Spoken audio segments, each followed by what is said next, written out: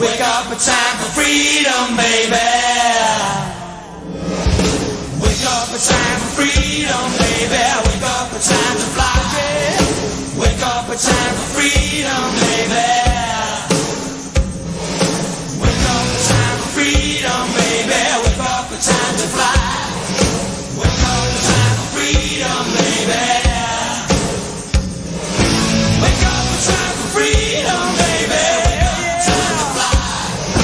Wake up, it's time for freedom, baby. Wake up, it's time for freedom, baby. Wake up, it's time for freedom, baby. Wake up, it's time for freedom, baby. Wake up, it's time for freedom, baby.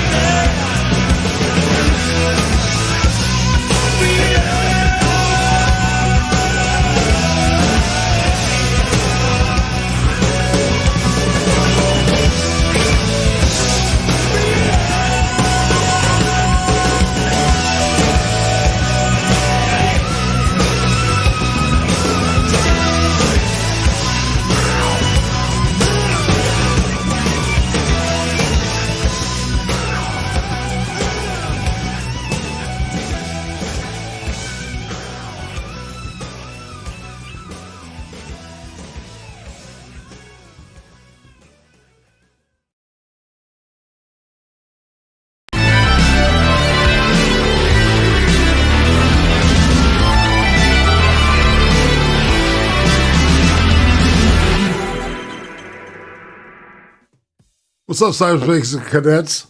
That's right, it's Irate Prostate. It's Sunday, and you know what that means. It's time for some ice cream.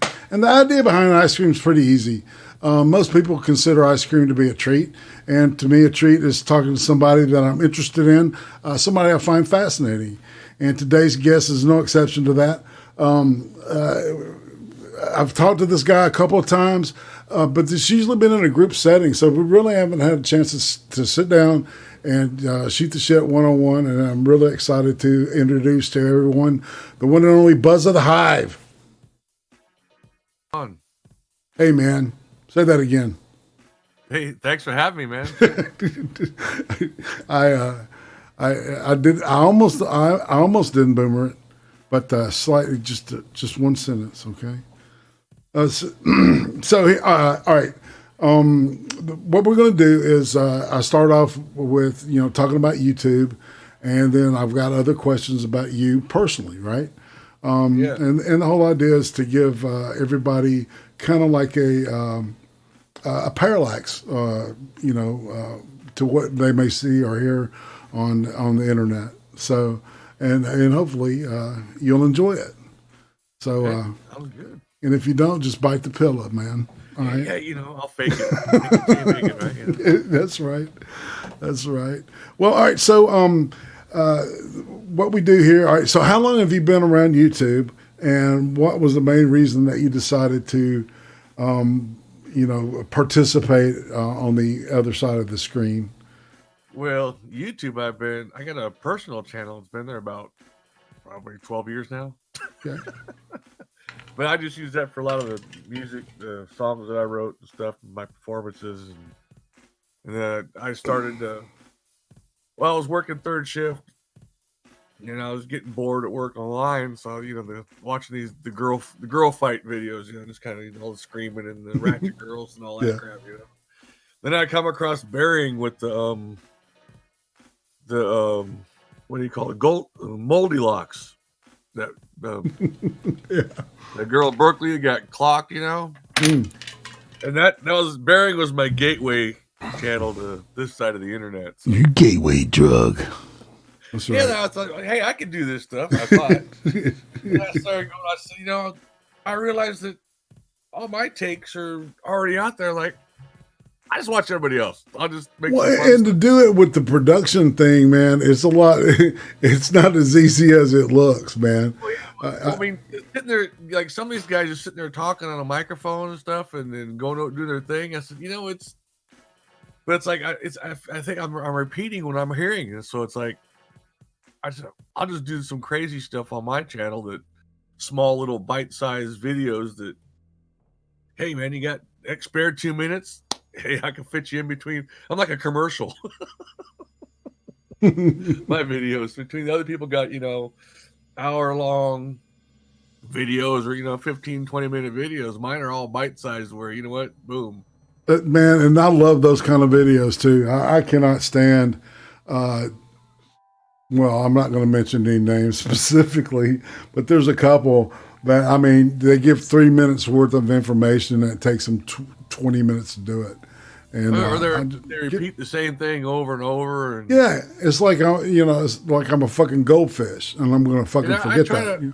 I try to put a little bit of production in my stuff to where with the effects. I like playing with the effects and props. That's my thing. So it's kind of cool. All right, so are nonsensical, but they, hey. So all right, so what's the concept behind what your Buzz of the Hive? Well, I mean, I raised bees, so that was part of it, and it's like my whole idea was it's kind of like a current event. What was the Hive was the social media, right, so to speak, in the internet, and what was the buzz of the Hive type thing, Yeah. There's a play off that. My dad's nickname was Buzzy when he was a kid, so it was kind of just played all the, and it worked out. I mean, I do raise bees, I sell honey, so it's kind of it's just that kind of. It all played together, and I came up with that thing there. And Google Buzz of the Hive, I'm the only one, so it's like, yeah, it is. You are, except for there's one guy with Twitter. Someone got the name before me, so I do Buzz of the Hive too, and a Twitter handle. But that's okay though because I got the website. It's awesome. All right, so what would you say? When you're online, how much of the real you are people getting? They're getting me. That's. I mean, there's no. I don't play any type of. I don't have a facade. What I do on there, it's pretty much. I mean, on my videos, okay, I play some few of the little characters that are they make believe shit that I do with my bees and stuff. But outside of that. If I'm on a stream or somewhere, it's never an act. It's all just me unfiltered most of the time. And that's the way we like it. That's the way we like it. Let's say it to some people in the chat. Michael Hatfield, greetings, straight cis male. Of course, Ismail Ali. It wouldn't be Sunday without him. Functional, greetings.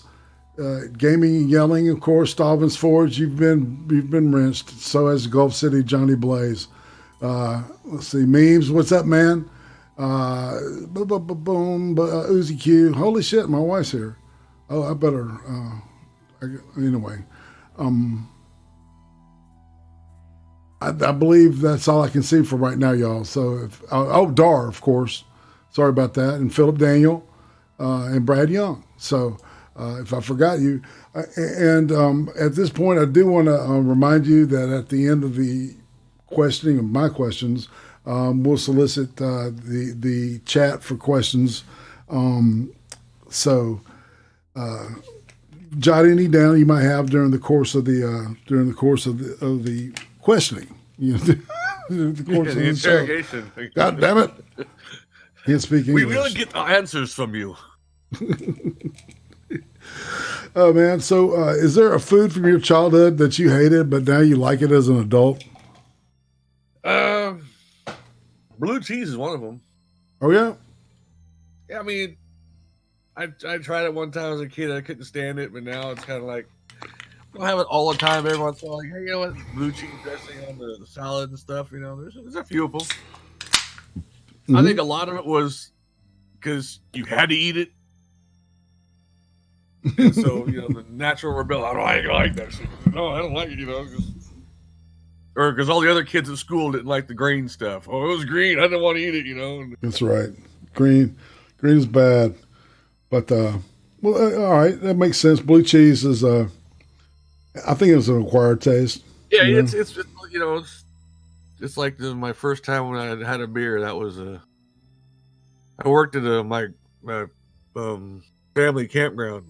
this one company leased it out, so they hired me. So I was working down there, and after these these party weekends, these drunks leave beers laying around. So I found one. I was about 14, I think it was 14, 15. So I stuck it in the sand to keep it cold, and I go down there, and later on I sneak back down there, pop the top out of that. It tasted like shit. I fucking I said, how do they drink this crap, man? Then over the time, that's not so bad now. So Yeah, definitely, man. All right, so who would you say the most influential person was to you as a child? influential, God. Well, I guess my dad is the first, most influential as far as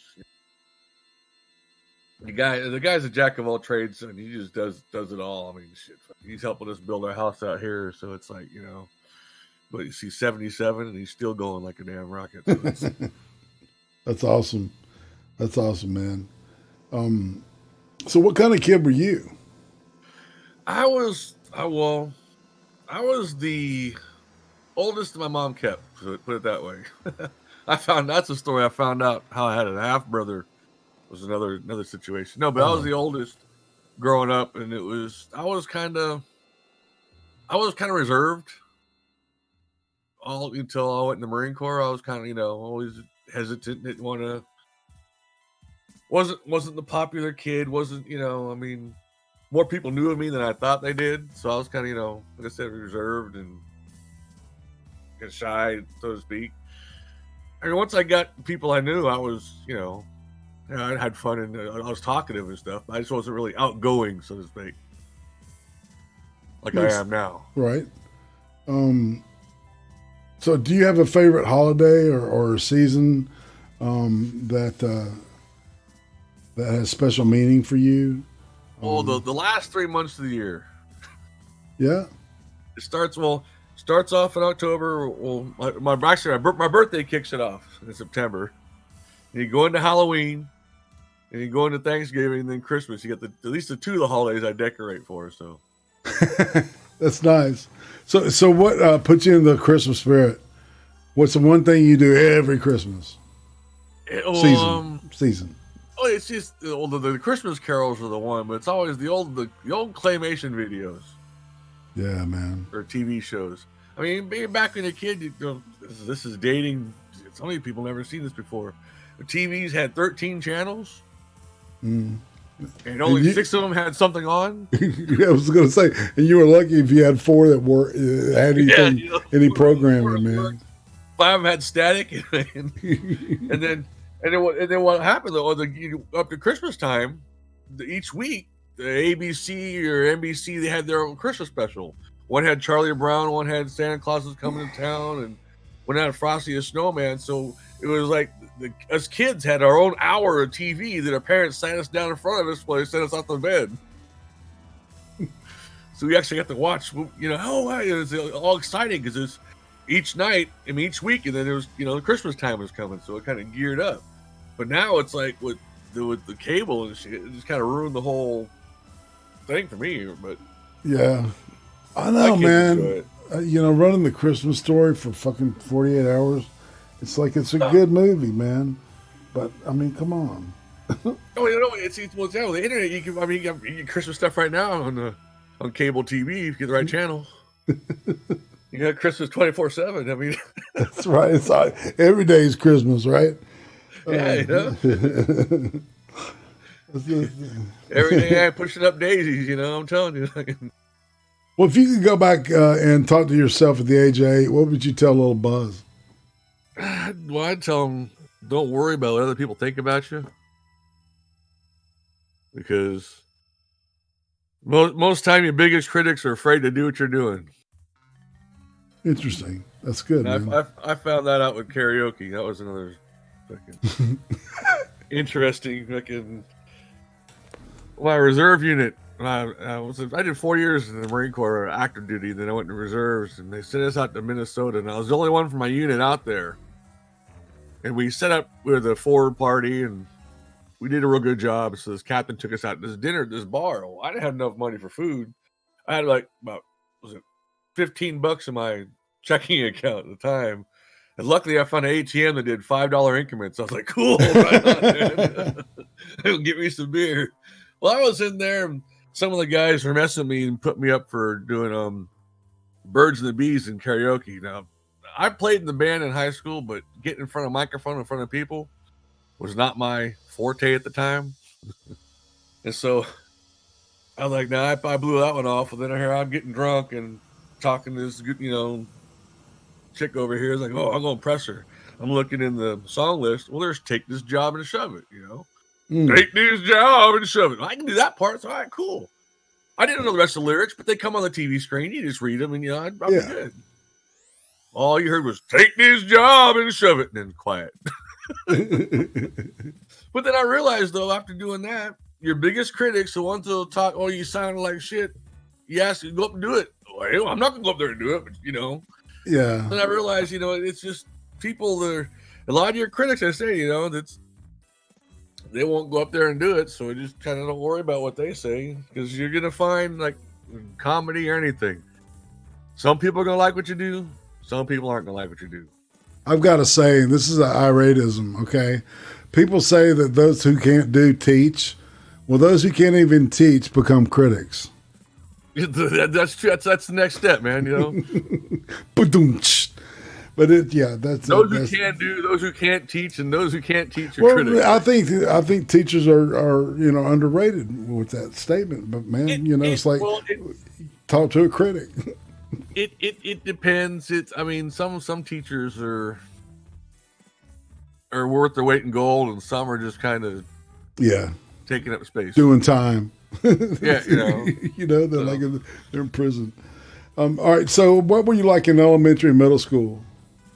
Elementary, middle school, I was a choir boy, basically. I didn't get in trouble. Well, I did my best not to get in trouble because I knew that damn belt was waiting for me. I got home, so I was a good boy. So you were properly disciplined. It sounds to me. Oh yeah, it was. I got it when I needed it. And it's like sometimes I didn't think I needed it, but I look back and say, I deserved it. Yeah, what's that old shit we used to say on TV? It's going to hurt you a lot more than it hurt me. Yeah, bullshit, right? No, actually, it does. It does. When you get kids and you got to discipline them, it's like, I don't want to do it, but it's like, you got to learn. Yeah, no shit. For later on down the road. Don't walk in the fucking road, kid. Now that my kids are on their 20s now and stuff, it's like, my oldest tells me, you were right about some of this. Well, I wasn't telling you because I knew everything. I just try to keep you making the same mistakes I made. Well, and that your job as a parent is to keep the things alive until they can go on their own. Right? Yeah, They're getting in the way of that shit. You need to be corrected. So, all right, girls, though, man. What was the craziest thing you did as a kid? Smaller kid. I did as a kid? Smaller kid. I would say middle school, and the craziest thing, I don't know. I really didn't too much. I know the one time we had the video camcorder, my first little movie me and my brothers did. We had some little plastic Indians, and we put some big little teepee set up, little thick, little scene up there. We're filming it. They took some gasoline, and the fire gods came and burned them up. So. Oh, dude. It's it's kind of. I was kind of into filming, I guess, back then, but it's like that's the only crazy thing that I did that I can. We used to go down and do shit at the river all the time and stuff because right across the street from our house, so it's like, yeah. I can't remember any really too crazy stuff that. Okay, well, what about? All right, so describe your first time with a girl. Oh well, let's see. I'd be down at the beach in the summertime. See, I was like a Dr. Jekyll, Mr. Hyde. Mm-hmm. Well, actually, from kindergarten through about first grade, I was running around kissing girls, and it was I'd get arrested now if I was going to school. But back then, it was I don't know what it was. So, but No, but it was like I was after like start third and fourth grade, I started just to get real shy and just kind of. I mean, I had a few hold hand girlfriends type things, but never really meant to nothing. But in the summertime, when I worked out at the beach, at the campground, all these these different school groups and all these different girls from out of town are coming through. I was a new dude. They didn't know anything about me, so I could reinvent myself each weekend, man. So it's like, so hey, I was a playboy back then because I was working there. I could get him in a canoe. I was like, shit. Dude, it was going through the system, emotions, man. Shit. That's right. And I had this one that I started kind of dating over the phone because we didn't have the internet back then, so it was like you had to do the payphone thing. So I was like, yeah, I was talking with her, writing the letters and stuff, and this other chick started kind of, give me some attention, like, oh, so I just told us, well, we gotta break up because of the distance. Well, this other thing didn't pan out, so I tried to go back, and then she nailed me the same thing I nailed her with. So, okay, I guess good, I guess, touche.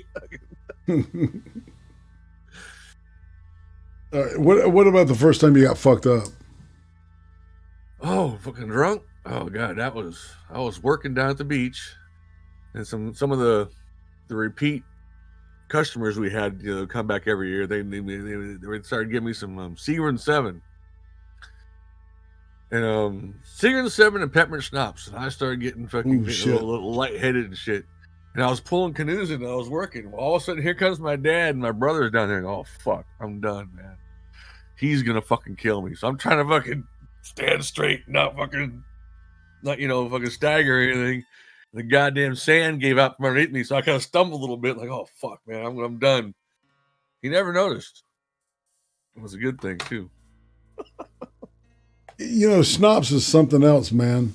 It's like I remember one time drinking it, and I distinctly remember when I stood up, I got intoxicated. It was like I was, yeah, no shit. It's like creeper weed. So it's like my favorite drink is the one I am paying for.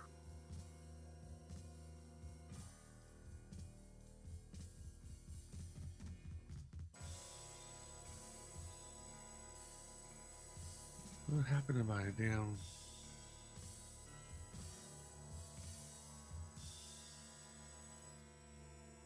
All right, I want to do this.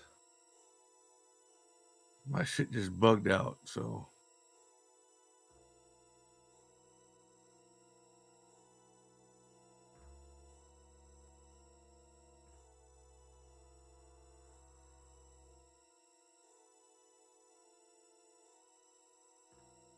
Oh, did my Discord just fuck up?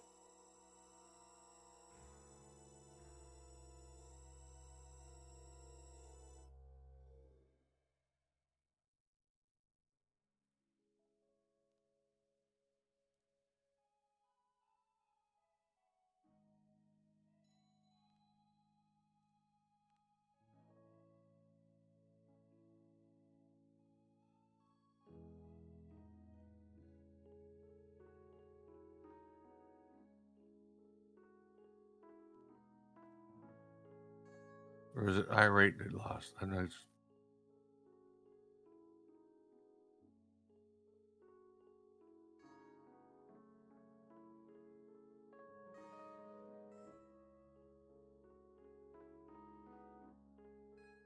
Was it me?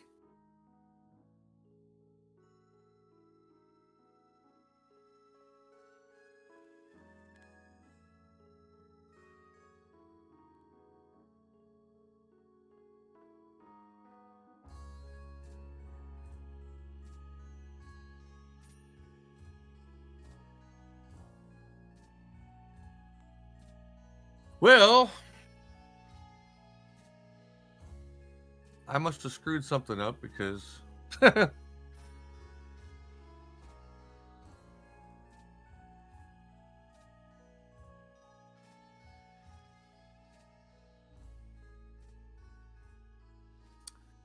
but yeah, the beach was a good time down there. Did some crazy stuff down there, but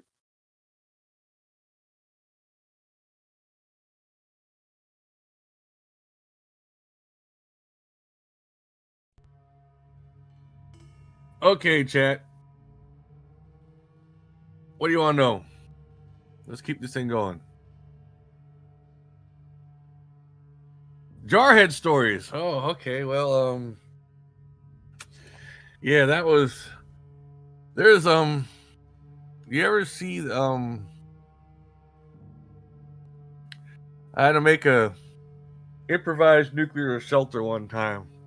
I caught one of the 29 Palms, Mojave Desert. And I caught one of those Chuckwalla lizards. Now, I know donkey shows in Mexico. Ninja, you're projecting again. So, anyways, I had one of these big lizards. I had one of these big lizards in the improvised shelter that I made. And, well, let's just say a few people went inside and they were surprised. They came flying out like a rocket. I forgot they're in there. I don't know why they're so scared of these damn little lizards, but they was, so.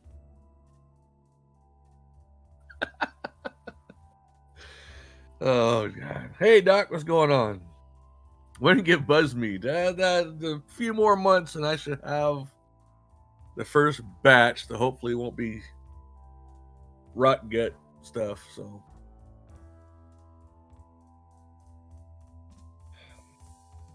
We did some crazy stuff in the Marine Corps, though. That shit. But I don't think there's any too funny, interesting ones I had. Oh, the one time the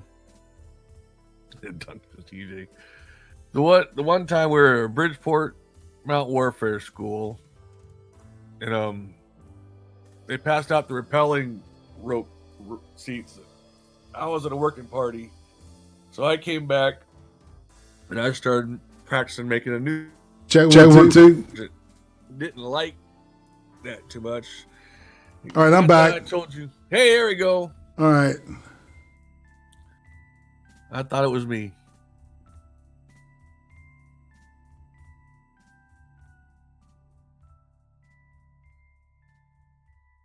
Oh, wow. Okay, there we go. You hear me again? All right. Yeah. All right. Well, damn. I don't know what happened, man, but my mic just was gone. I heard it pop, and I thought it was mine at first. But Bam. I just kept babbling on, you know. Damn it. I don't know what happened, to be honest. So it's all good. We're right. We're back. We're back. It was a minute or two. It had I could hear everything you were doing. Fault. You did great. You did a fantastic job. So, you know, it's like, man, the very first interview I did was with Chris Worski, and my shit froze, and I had to reboot it right at the beginning of it. So he carried literally 10 minutes of the show at the very beginning by himself, man. And then I got back and I was like, dude, so anyway, so kind of flashing back there. So I was asking about music, like the first album that you had purchased, the first group you got into, maybe the first concert you ever saw. See, music was that was a different, because I grew up listening to a lot of my mom's old records because she had a record player in the house. So I lived out in about 20 miles from town, mm-hmm. So I didn't get a chance to go in there to get record shops and shit. You know, my dad wasn't in that, any of that stuff. I had my drum set, then I played some of the songs that, the Beach Boys, bunch of different stuff my mom had on the record player and shit. But when I first got a radio, back when kind of Joan Jett and that stuff was kind of kicking in, so yeah, I was hearing a lot of this stuff, and other people knew it. I'm like, this is new to me. Oh, it's cool, I always thought, for the longest time, to play that funky music, white boy, was play that fucking music. And I was like, how'd they get this on the radio, man? How do they say that, man? I wasn't back in the city, so I was out there. We kind of raised out the sticks, so to speak. So it's like, funky? What's funky? I have no idea what this shit's going on. I was completely out of the loop. Got no idea what that funk is, man. Yeah, what the hell? Fucking shit, 2 years later, I'm like, oh, that's what they're saying. That's right. I still like my version better, though. Play that fucking music, white boy. Play that fucking music right, we fucking around. Shit. That's right. So all right, so what was your favorite band as you know as a teenager, young adult? Your go-to Man. jams. It was anything that had a really driving drum beat to it. You know, like all the rock charts. I mean, it was God, whatever was playing back on a couple of radio stations back in the early '80s. You know, so it was kind of '80s rock. Was my first concert was when I was in the Marine Corps. I got some. My car broke down. I got some buddy loaned me some money, and I got the real Mustang convertible rental car. We're driving down to Long Beach. I went down there and met this chick that I met before, and I was going to take her to the show. And come to find out, she had a boyfriend. She didn't tell me about it. She went off with him, so I said, "Fuck it." So I went to Ozzy.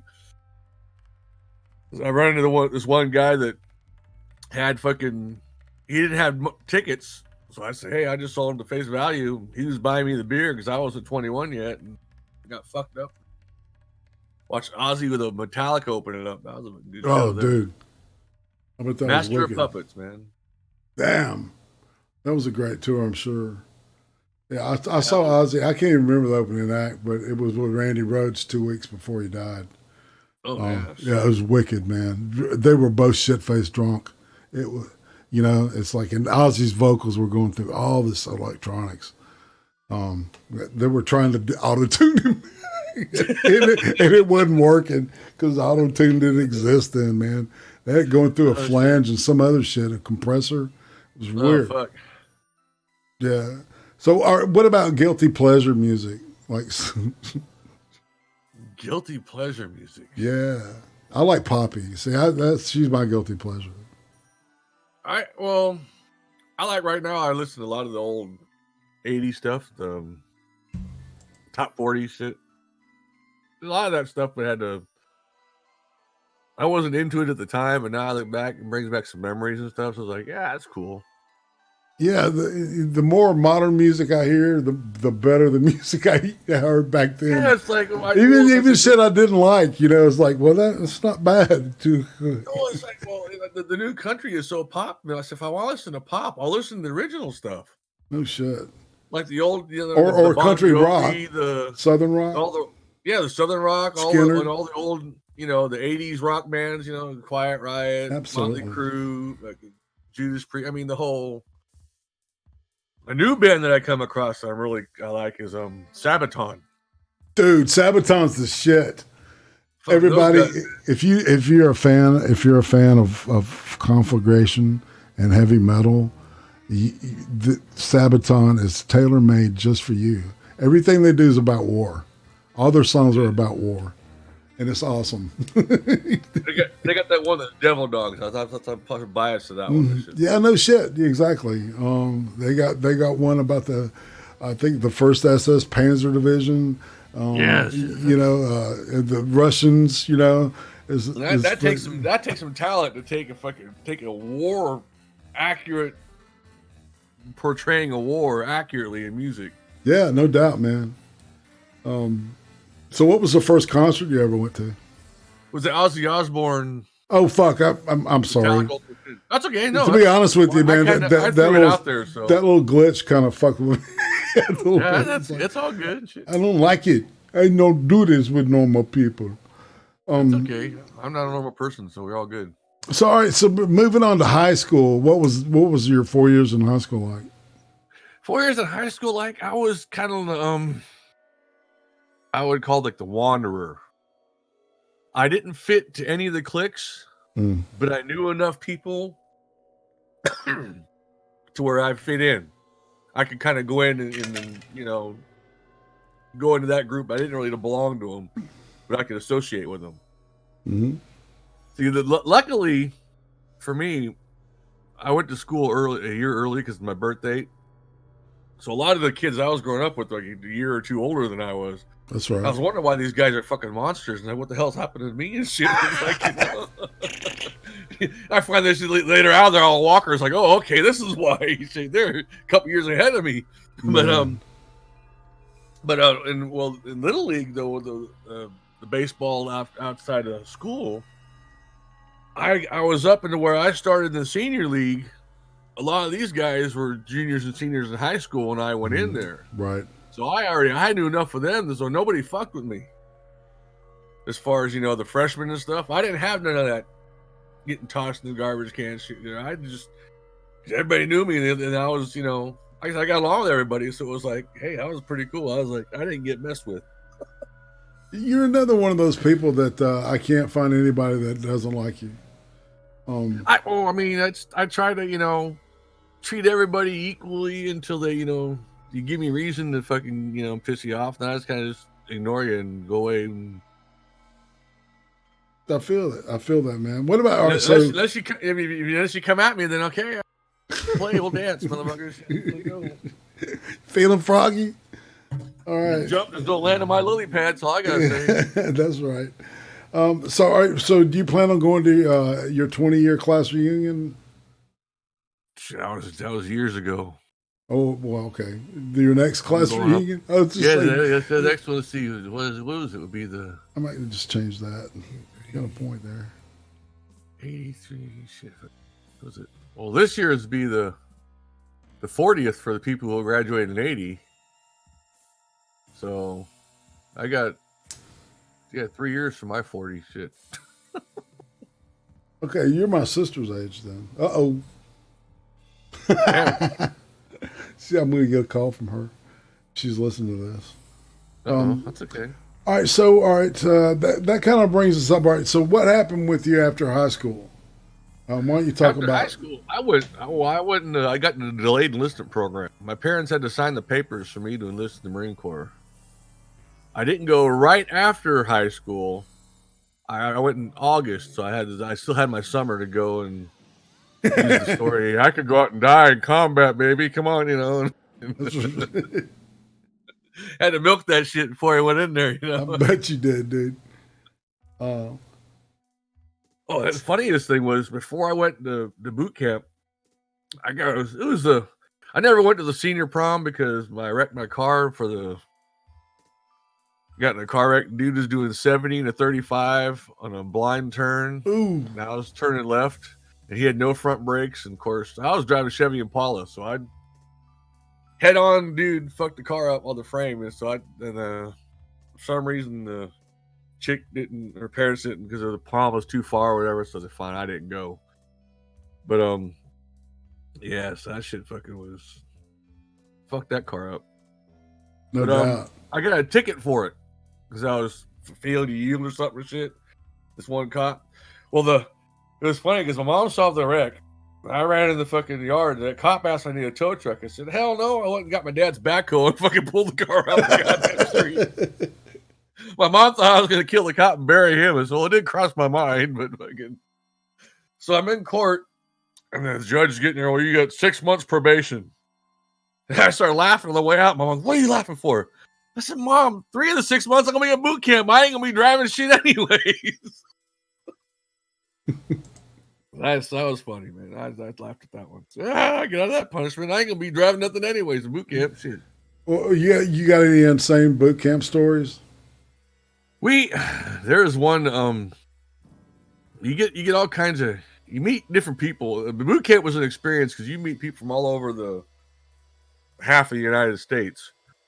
They all get thrown in one platoon. And luckily, I had a guy I grew up with that ended up in the same platoon I did because we both signed up. And their names are so close together, we got stuck in the same platoon. So that was kind of cool. But there's one guy. He was on the first fire watch. The drill instructor told him to go in there and turn the blinds down in the duty hut. He goes, you think you can do that without fucking it up? And he goes, sir, yes, sir. All of a sudden, Gene goes, hear this fucking crash. The guy comes out with fucking the damn blinds in his arms. He's like, what the fuck do you do? He go in there and fucking put that shit back up there. You think you can do it without fucking it up? He goes, sir, yes, sir. He goes, where did I hear that before? Just get in there. The whole squad base, fucking, we're laughing. And the girl's like, at ease, because he was laughing too. Fucking. And then the one time they told the one guy to kill a moth that was flying around. And our serious commander is in there too, the second lieutenant or first lieutenant, I can't remember what it was. And fucking this guy got was bored with some of the the learning stuff we had on there. They call it the prac board. He's trying to kill this fucking moth. And the drill sergeant's, what? You can't kill a goddamn moth? How you gonna kill a communist? You can't kill a fucking moth. And we're just fucking rolling, man. And then the Teddy, he's fucking laughing too. And Eddie's, you know, so we got away with some stuff that it was looking. I mean, it was just funny as hell, man. It's like, you know. We had one little Sergeant Anderson, little guy, and we had one dude that was Did you go to Paris Island? No, San Diego. Okay, that's Lejeune. Camp Pendleton. My bad. MCRD San Diego Pendleton. Well, there's one of the guys in our platoon was like 6'7", and one of our drill instructors was like what 5'6"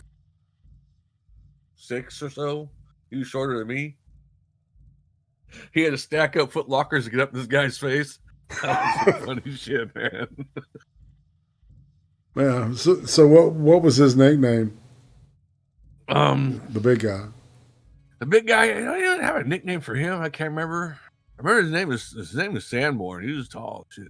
They did tell him though, you boy, help you to go in the infantry. You have to run on your knees in the trenches. So what was your nickname? Did you have one? No. I didn't have a nickname. Well, yeah, I didn't have the nickname that wasn't associated with my last name anyway. So okay, but it's it was kind of I wasn't in Full Metal Jacket where they had special names for you. I wasn't one of those. Private Snowball. Yeah, or you're a Joker. You know, some of them got nicknames and some. The ones really fucked up got nicknames, and I was kind of just there. You know, I got my share. You know, right? Getting picked on and shit, but I wasn't one of the ones that was standing out. That you weren't the turd in the punch bowl, right? Yeah, I feel you. You just avoid being the turd in the punch bowl, you'll be fine. Yeah, that kind of thing. So how long were you in the Marine Corps? I did 4 years active duty, then 5 years in the reserves. Did you get deployed ever? Nope. Actually, after I got out, I got out for a year. And I went to go back in, and they had that downsizing where I had to go back in the reserves. I couldn't go back active duty, which was stupid of my. I don't know why, but anyway. Thanks, Clintons. Yeah, well, that's how they do that shit. So, yeah. In the reserves, we were close to getting activated to go over to the Gulf War. Right. And one day I asked because I went to reserves, I went into shipping and receiving. I said, if I'm going to go do something, I want to do something I can make a career out of other than the infantry, you know, because when I first got out the first time, went on unemployment. I said, I'm not supposed to take a job that I'm not trained to do, right? She goes, no, what are you trained to do? I said, well, either kill people, law enforcement or assassins. So fucking, you know, yeah. I'm sure the government don't want me to do one of them. So it's like, you know, I'm trained to kill people, blow shit up, man. I don't know about you. Yeah, you know, I was going to do a good job too, because exactly when I went back in the reserves. They'd say we had 90% chance of getting activated and stuff. This is towards the end. That was just a walk-in and blow-up show. Doing shipping and receiving, I asked my CO if I could transfer back to the infantry because I was trained in the Mojave Desert for 2.5 years, so I know how to play in the sand.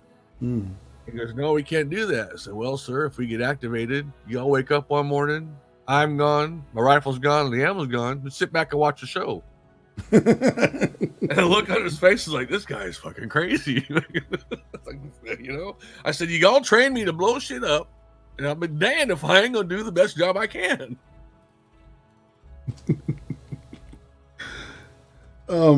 So did you? All right, you talked about having kids. So, what about relationships, women? How did that play out for you? Just going through the finding the wife, or yeah. I found a funny thing. I found the wife. She kind of was doing karaoke. I was a karaoke monster the first time. I got a few videos on my personal channel though. of doing some of the performances and stuff that I'd done. But anyways, I met her. I wrote her a poem the night that I met her. I told a buddy of mine I went to high school with. I said, I'll marry that woman. He kind of blew me off until he came to the wedding. He said, dude, I didn't think you were serious. I said, I told you. So yeah, so I had a few. I had an ex-wife. I've been around. Just kind of, well, you got it. I always wanted to be divorced once, so I got to get married once to do that. So, I was young and dumb when I did that one, so still. Did you have both your kids with her? No. I had no kids with the first one, so. Okay. All my kids with the second one. One I kept. Oh yeah. I had to. Oh, how'd that unfold? Well, what do you mean? Well, I mean your relationship with the second. How did that? Well, second one, yeah, I met her doing karaoke. That one. What's funny is that it was the night of the Marine Corps ball, and for the reserve unit, and I was getting a ride to the date that I was taking. She just broke it up with me. I said, "But look, you got tickets. You gotta go to this thing. I ain't going by myself after I bought these damn tickets and shit." So we ended up going down. And I was meeting a buddy in town to go early in the morning and drive down there. So I went to the bar down, go doing karaoke and get tore up. And I met my wife now. And I got her number and all that shit. It's like fucking. So it's kind of. I wasn't expecting to meet anybody. Wasn't looking. It's just That's all usually the when it stars slaps. align. And it just. Yeah.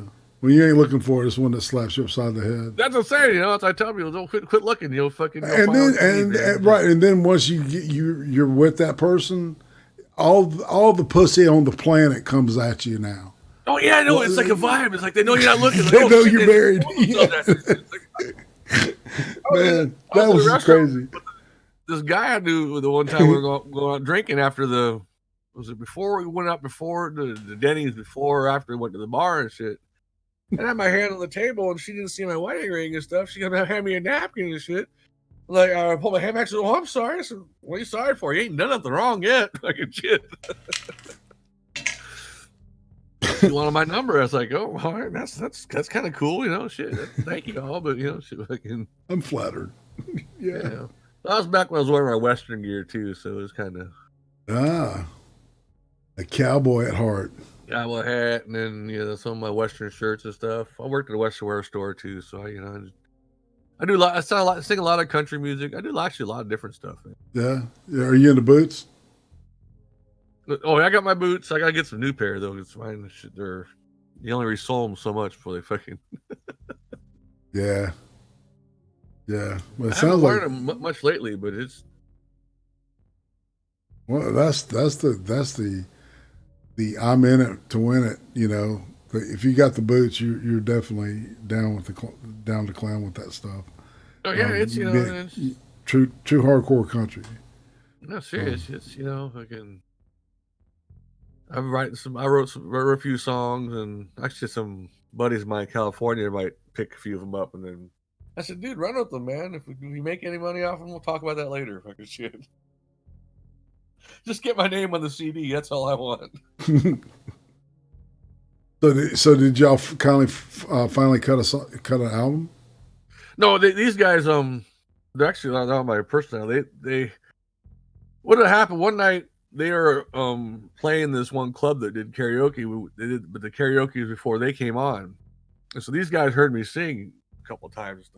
One, he came around with the microphone to one of the songs he was doing to warm it up type thing, and it was Sweet Home Alabama. He had me sing up with him and stuff, So all right, cool. So I think these guys they're high energetic. They're fun band to watch. So they're playing a couple of clubs in the area.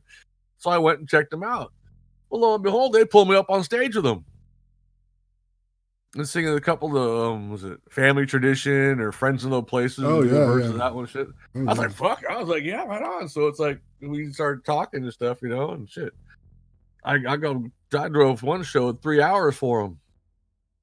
I wasn't gonna get drunk, but the damn Jack Daniel girls said I had to fucking buy a shot of Jack Daniels to get one of them shirts. I was like, fuck, there it goes. Tore up. The guy goes, "You got a room?" I said, "Yeah, it's that big white one with 4 wheels on it." Cool. So what's your favorite Western movie? Favorite Western? God, any of the John Wayne ones, really. Oh, really? I like a lot of the older Westerns. Mm. Some of the Clint Eastwood ones are good. My dad used to watch a lot of those, so it was like, Yeah, they all kind of a blur to me and shit. Not the old war movies. Well, it's funny because the way our house is so set up, where my room was, it was like I got an angle to the TV where my bed was. So I'd be laying there, I'm watching some of these war movies and shit. And like, what the hell's going on? So my dad was watching them. So I get up and I sit down and watch. And if I would have kept my mouth shut, I'd finish the movie. But I go and ask a stupid question. Why'd they do that? Get your ass back in the bed. I just shut up. I'm fucking gonna stay up, man. Like, I think High Plains Drifter is a great movie. And yeah, there's that one. True Grit was another one. I mean, True Grit's the original, and the remake wasn't bad, right? What was the one with Lee Marvin in? Fucking. Oh God, he's in all kinds of shit. Yeah, I mean, there's just so many. James Coburn, Yeah, all those back then were fucking just. Men were definitely manly back then. Yeah, I didn't see anyone I really didn't like back in the day. It's kind no of shit. No shit. James Coburn. I'm a big James Coburn fan. Even Bonanza, I went to where they filmed it before they finally closed it down. Yeah, Up in Tahoe. Yeah. So Bonanza was cool. I was just classic show. Any of those, and the war movies too. That was a good thing I liked. Definitely. So, what about you? Weren't a big horror fan, or sci-fi, or anything like that? Sci-fi. I like Battlestar Galactica. When it came out on TV after Star Wars. I mean, I was any of the good science fiction. So my dad was a science fiction nut, so we'd like to watch a lot of those. He took us to see Star Wars, which was kind of dad's take us to see a movie. Holy shit, what's up with this? But that was a rare thing. Dad take us to movie shit. Yeah. He's always working, making movies. But Star Wars came out, we went and saw all those and stuff, and so it was I like to play special effects and the props and stuff. So it's I think that's kind of where I got the bug there. Mm. But excuse me. Yeah. Horror movies, you come in mid swallow. That's it. Horror movies, I don't. So the first ones of the series I liked, like Friday the 13th, Freddy Krueger. After the first one, though, it's like, okay, you're doing the same thing over and over. Yeah, I totally agree with the repetition aspect of some of those slasher films. Or even a lot of these with the different sequels. So it's kind of like, all right, you're doing the same thing, just changing it up. I mean, the Lethal Weapon series, at least the storyline changed a little bit, and they brought some different characters in and out. So that was kind of fun to watch those. But even towards the end of those, like, all right, come on. It's, change something up here a little bit, let the bad guys win one, then fucking come back and get them in the next one and shit, Right. Have you seen the TV series Westworld? I saw that when I was a kid, yeah. There was a movie, and then now there's HBO's doing a reimagining of that, which is pretty fucking crazy and good. Wasn't it Yul Brynner the one that played the? Yeah, he was the gunslinger. Dude? Yeah, he was a spooky looking dude too, man. Dude, I as a matter of fact, I know a guy from Facebook that built a fucking replica, 100% replica of the robot of Yul Brynner, right? And the whole face came off and shit, and wow. and they used it in the series. Oh shit! Yeah, because there's like a storage facility where they keep all the busted robots and shit, and he was in the back there, so that was pretty cool. He was all proud of it and shit. Yeah, I would be. Yeah, shit. Yul Brynner, yeah, something like that, man. That's a great character. He was a great actor. What about true crime? Do you like any true crime type films? Well, like the first 48 or Yeah. Are you talking movies? Any true crime. It's usually more TV, isn't it? Yeah, the like first 40 LOs, then the forensic files. I did law enforcement for a while too, so it's kind of like Oh wow. I watched some of those, and I went to the police academy back and graduated. And was doing a job people probably wouldn't like me for. I was busting pot growers for a while, but that was the job they hired me to do. I was a good, they're paying me to do a job. I was doing it. Shit. That's right. Personally, I don't like pot because it stinks. I can't stand the smell. Never smoked it, but I got a contact high at the Ozzy concert, though. That was for sure. And I was stressing that one out. You might have got that contact from Ozzy himself, man. No, but I remember I was going back to base and fucking, oh goddamn, a piss test coming up. Oh shit, am I gonna get fucking popped for that motherfucker? Never did, but yeah, they say you can't for secondhand with weed. Well, I was, I'm like, holy shit, I was worried. Fuck, they say you can't, but my luck, watch this shit happen. You sound like me, man. So what's your favorite TV series ever? Favorite TV series ever? See, I liked a lot of them. Love the Battlestar Galactica ones when they first started. Right. Before they started that Earth peace mission bullshit. Right. I liked House before they started the love triangle bullshit. Yeah. I mean, if it ain't broke, don't fix it. Just go with what you got. And he can always be. There's all hell. They could have been doing a COVID one with the smart ass in the house and shit. Fucking, Right. There's always we need House now. Shit, fucking. It was such a great character because he was a genius that was addicted to opiates. Yeah. So he was this flawed character, but he was a genius, right? But his smart assness was the fucking got me. Damn. Yeah. I care how smart he was. He's just fucking ripping up people. He'll give you the straight download, man. It's like the first year of American Idol. Mm-hmm. That's Undoomed auditions. That's Undoomed's favorite series. Yeah. No, I'd watch the auditions. That was it. American Idol. Man. I want to see Simon rip into some people. Then he started being Mr. Nice Guy. Like, you guys ruined it, man. Fucking. Well, don't you think that show exposed like what the Zoomers are all about? Mama tell them they can sing and when they can't, and Simon Cowell just rips their souls out, right? Oh, yeah. and they get flippant and defiant. And, well, it was. I wanted to. If they I didn't. I was too old for the age limit they're looking for. Because I was going to audition just to go in there, get to fucking see Simon, and say, "That's all you got, really?" And just fuck it up on purpose and have him rip into you. Say, "Is that all you can do? That's your best, Simon? Come on, man." Man, we're on TV here, dude. Give me something better than that. I just waited 6 hours to get ripped on, and that's all you got. Well, what about anime? Do you have a favorite anime series? Or no, I have no idea about that stuff, man.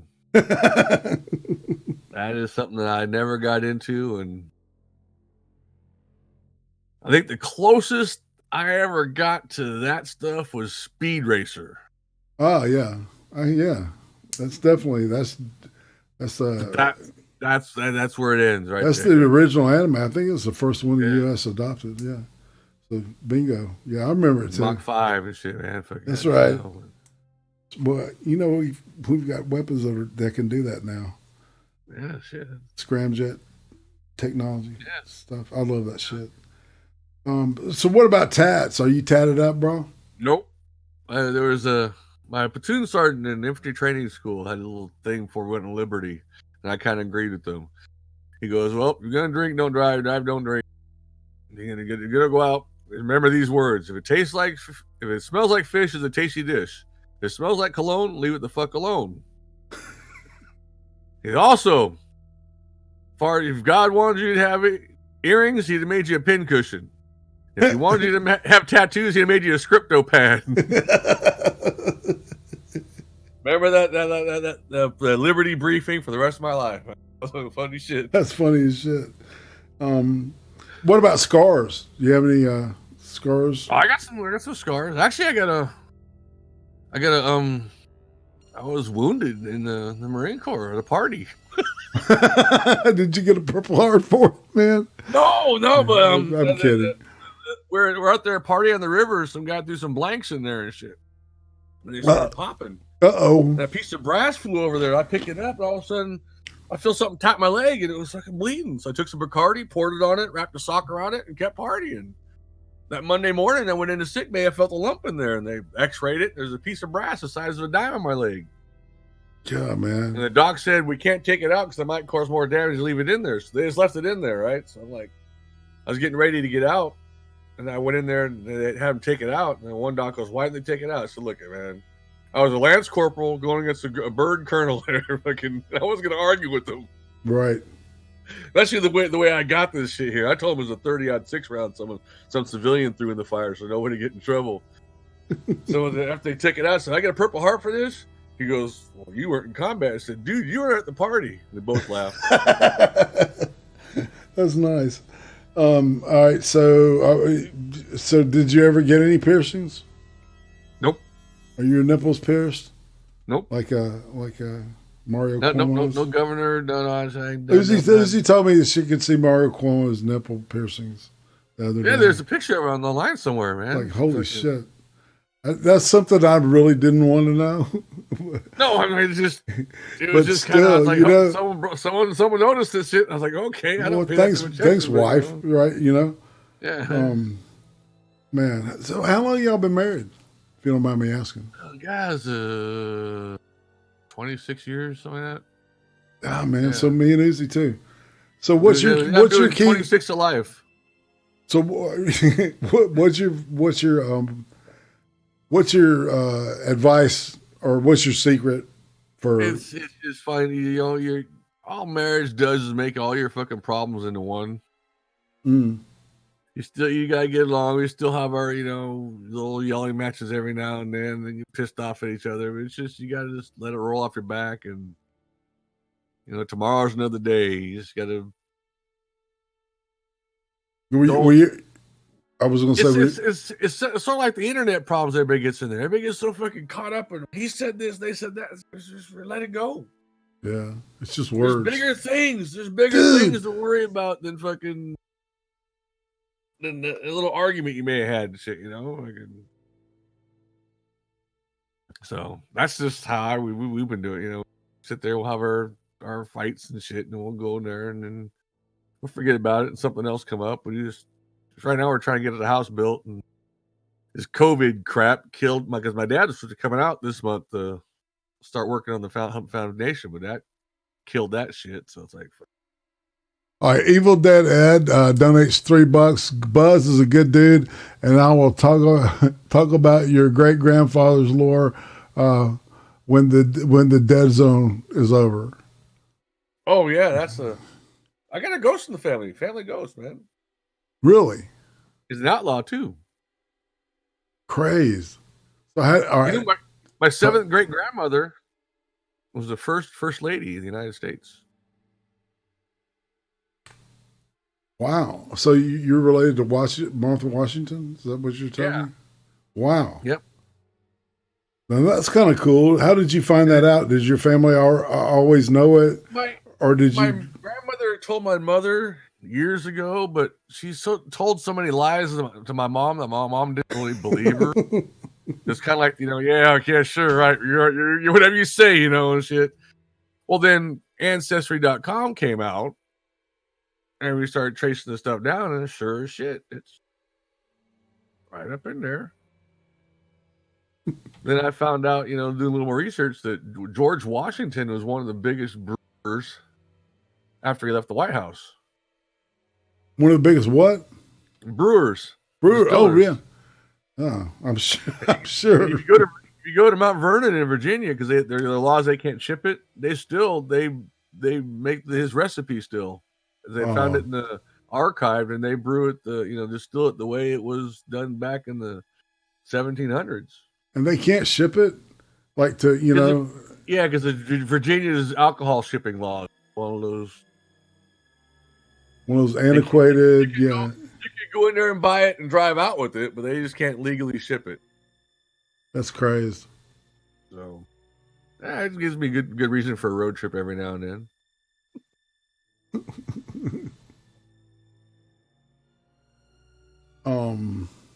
That's what started me gonna try to make some mead now with my bee honey. So I was like, so how did you get into beekeeping, man?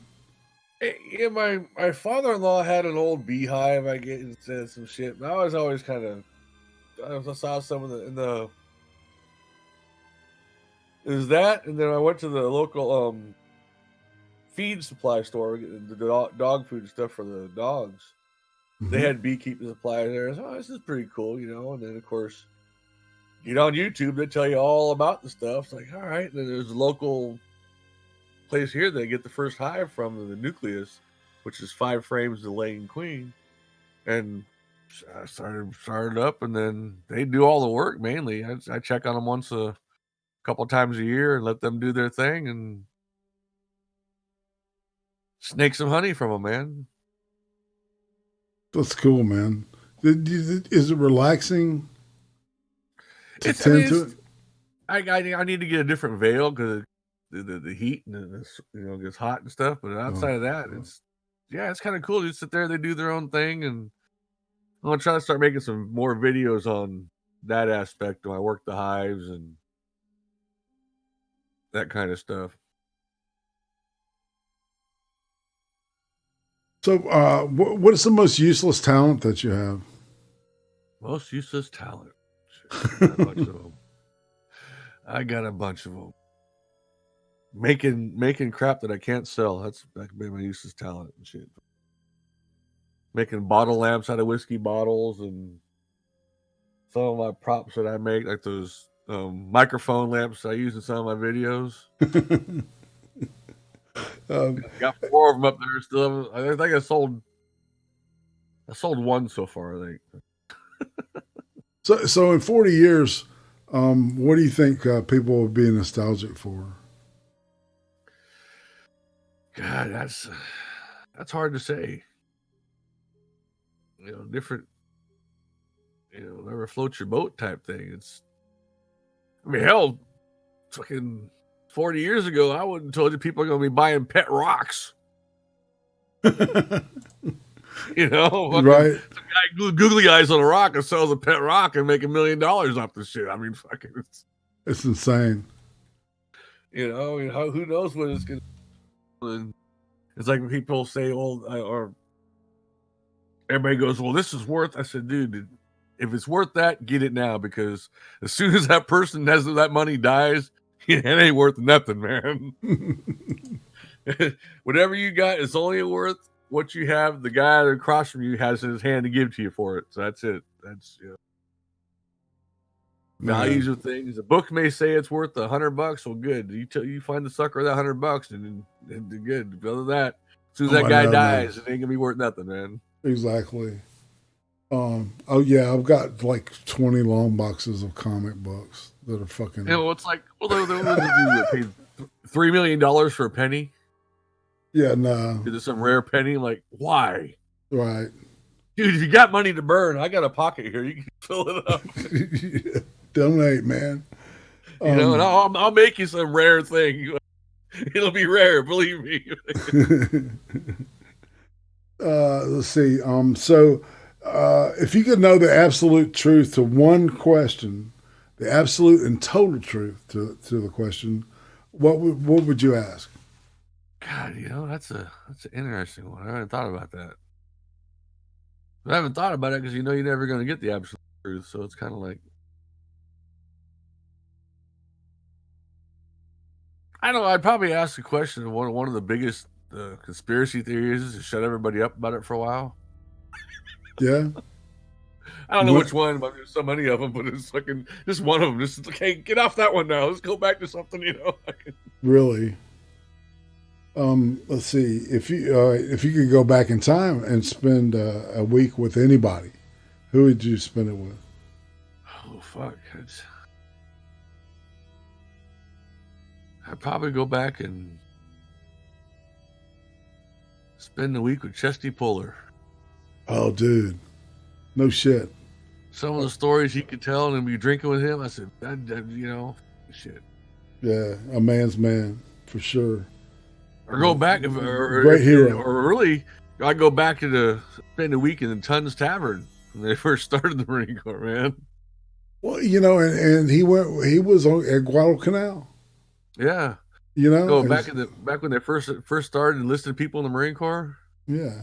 Tons Tavern back in the 1700s. Imagine some of the stories in that place. Oh yeah, you know the story about off and sail the sea. Do you know why there's a knot on the top of the dress cover? It's so you distinguish the officers from the enlisted. Yeah, it's about snipers, right? It was actually for more of the on top of the mast of the ships. Yeah, right, exactly, because they had snipers up there, and they know who to shoot and who not. Killer. All right, what's your spirit animal? Oh shit! I don't have one. Okay. I don't think. I don't know. I mean, What's your spirit insect? I'll throw a softball at you. Shit. The honeybee. That's an easy one. Yeah. All right. So now I'm going to be. I don't know if you know who James Lipton was, but he's a pretty famous guy that was noted for a certain style of interviewing actors for a class, right, that he taught in college. Did it for 20 years, over 20 years. And he would have these 10 questions. And since he died like about a month and a half ago, and I've started doing these questions, and it's just kind of it doesn't have to be rapid fire, but just kind of, let's don't, think too much on whatever pops in your head, say it kind of thing. Kind of like a Rorschach kind of thing. So what's your favorite word? Favorite word? Fuck.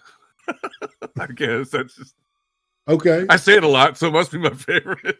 What's your least favorite word? Least favorite word? Gourmet. That's great. Everything's fucking gourmet. It's like, God, really? What is that? Oh yeah, you can thank the Food Channel for that shit. So what turns you on creatively, spiritually, or emotionally?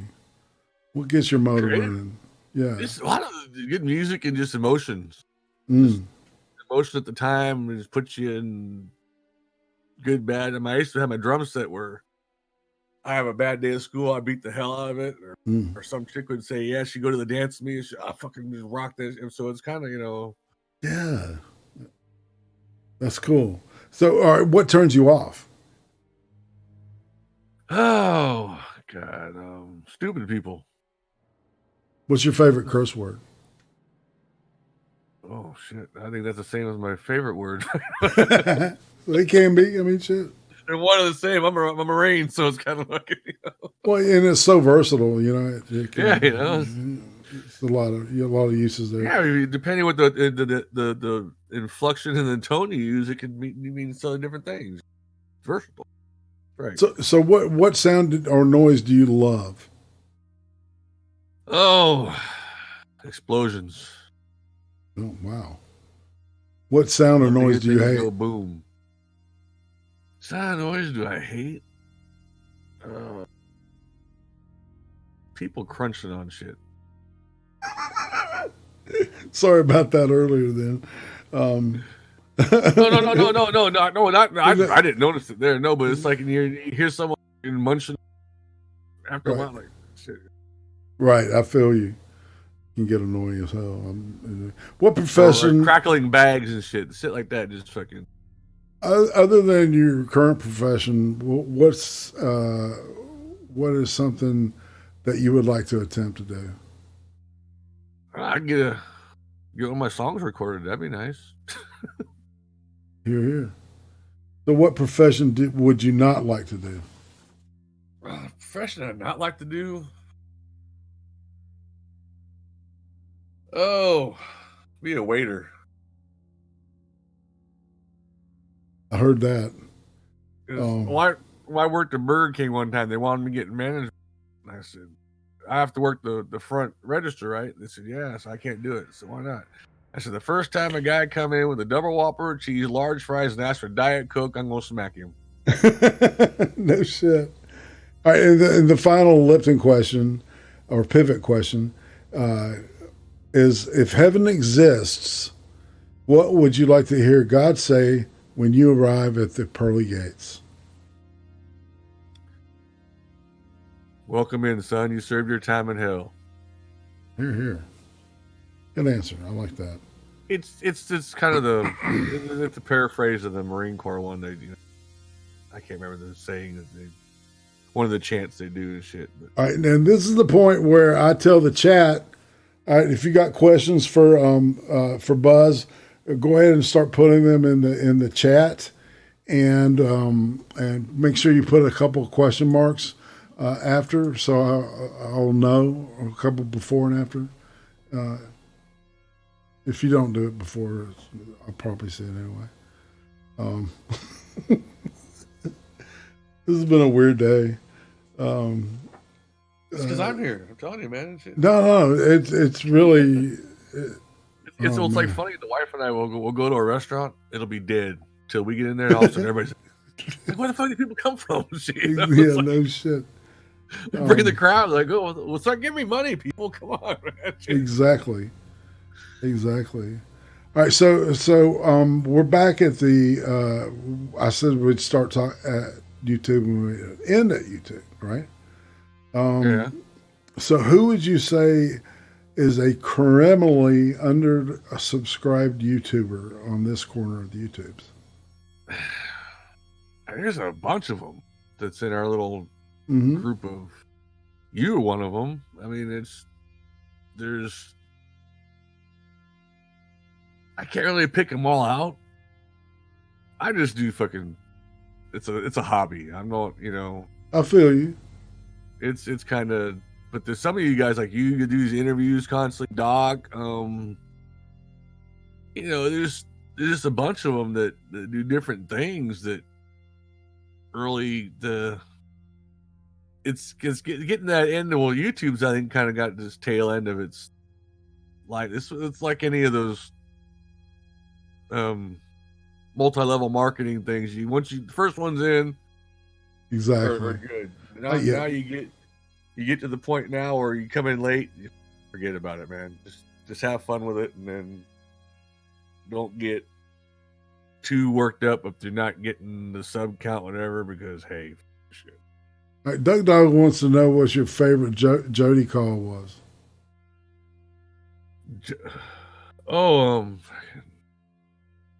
God, I can't remember those names. I feel being left out.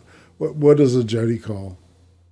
I believe it's probably the chant he's talking about for Oh, like the cadence. Yeah. Dude, they had to change all of those and make them my favorite ones was I wish all the ladies were cars on the highway and I was a gas pump. I pump them up my way. Those kind of things. I love that shit. I used to collect. I had like a folder full of MP3s of cadence, right? Napalm Sticks to Kids is my favorite. Yeah. Well, there was some stuff, it was funny because we did the company runs when they started putting women in the admin. We had to be quiet. We had to tone it down. We couldn't say certain chants running by the headquarters company because of the fact that, someone may get offended. Jesus Christ, you're in the Marine Corps. Get over it. Gee, exactly, man. It's crazy. It really is. And then, Trump did one thing that really pissed me off. He went and banned the transgenders from going in the military. It ruined one of my video ideas I was going to. I was going on the recruiter's office. I was going on the recruiter's office, and I was going to try to re-enlist. And they say, how old are you? I'll say 20 years old. So you're not 20. I say, identify as 20. And if you don't believe that, you're a bigot. You're an ageist. You're ageist, motherfucker. You have to accept me because I identify as it. But man, unfortunately, I couldn't do that. So that's it. What about overhyped YouTubers? Overhyped YouTubers? Oh god, there's a lot of those. A lot of them I don't even watch, so it's kind of like, you know, I guess PewDiePie would be one. I don't know. I heard of him. Stuff. Philip DeFranco is another one. I kind of I saw. I don't know. I don't get the draw, but that's, you know, everybody's got their, you know, their well, it's like, you know, their favorite food. Some people are gonna like one thing, they ain't gonna like the other. Or comedian, same thing. It's, you know, subjective. Right. So, do you have any new content that you're working on for people to? I've got some stuff where I'm gonna be doing some. When I get the new Hive, I might make a few videos of putting the. I mean, there's thousands of beekeeping videos out there, but I'll just do some that I do and then go from there. I might do some making mead if I get that process going on. That would be cool. I would love to see that. You know, I mean, like I say, that's the thing that to Google it, there's thousands of videos already out there. That's how I learned how to do some of the stuff I do. So it's kind of like I'm looking like, well, I'm not really adding anything to the list other than a different voice saying the same stuff. You know, but like I say, I just do it for fun. And God, I can't remember as far as the cadences though. That's I don't remember any of the Jody ones really. Right. Hey Bob or Rebop's the ones that are kind of, because you can always change those around. And everybody, Buzz's links are in the description. Go over there and subscribe to his channel. All right, so we can see some of this awesome shit. The Yellow Bird or the Yellow Bill is another good one too. Little bird, yellow bill, landed on the windowsill. I lured him in with a piece of bread. Then I crushed his fucking head. Sweetness. All right, and all right, so we're at the end of the line, kind of. Before we part, it's tradition that you show your channel and a final word for chat. And if you got any questions, Doc Griffin wants to know, Buzz, does this make me look fat? And as long as you don't bend over. Go ahead. As long as you don't bend over, he's good. That's a good one, man. So the links to the channel and the Twitter are in the description. Like I said, go over there and sub that shit. So I have nothing left to ask.